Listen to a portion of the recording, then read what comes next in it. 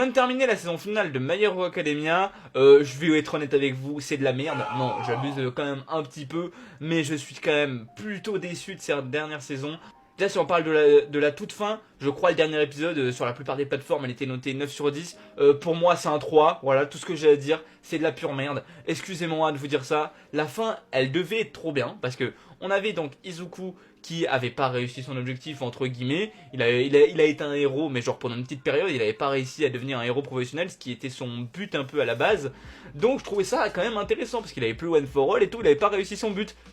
Sauf que là, t'as cet enculé All Might, déjà il est pas mort, déjà faut se faire enculer parce qu'il était tellement mal en point, ça aurait été tellement impactant de le faire mourir parce que personne ne meurt dans cette série de merde. All Might, il lui donne un équipement qui lui permet d'être un héros sans pouvoir, et je suis désolé, il faut vraiment aller se faire enculer, c'est de la pure merde. La fin elle devait être trop bien parce que littéralement Izuku qui réalise pas son objectif. Est-ce que vous connaissez un shonen où les héros ils réalisent pas leur objectif? Non, vous n'en connaissez pas, et c'est ça qui aurait été vraiment intéressant, mais beaucoup trop pour qu'il le fasse. Je vous jure, ça me dégoûte un peu parce qu'en fait My Hero Academia en soi c'est pas mauvais, mais Kohei Horikoshi je trouve il a un certain don pour gâcher ce qu'il y a de bien dans ses œuvres.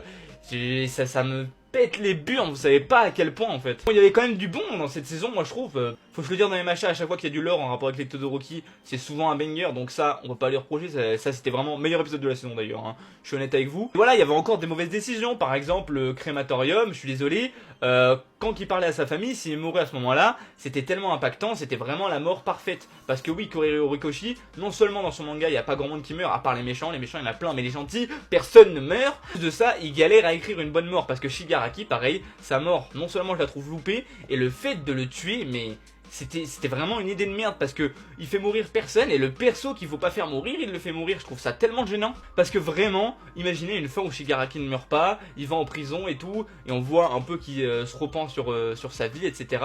Enfin, moi je trouve que ça aurait pu être bien. Là, non seulement il meurt, mais en plus sa mort, elle est loupée. Pareil, Bakugo, il a survécu parce que le scénario. Voilà, concrètement. Et bah moi j'aurais trouvé ça très intéressant de le voir crever parce que Bakugo c'est pas un mauvais personnage en soi, hein. Au début je l'aimais pas, mais après tu vois il a un développement et tout.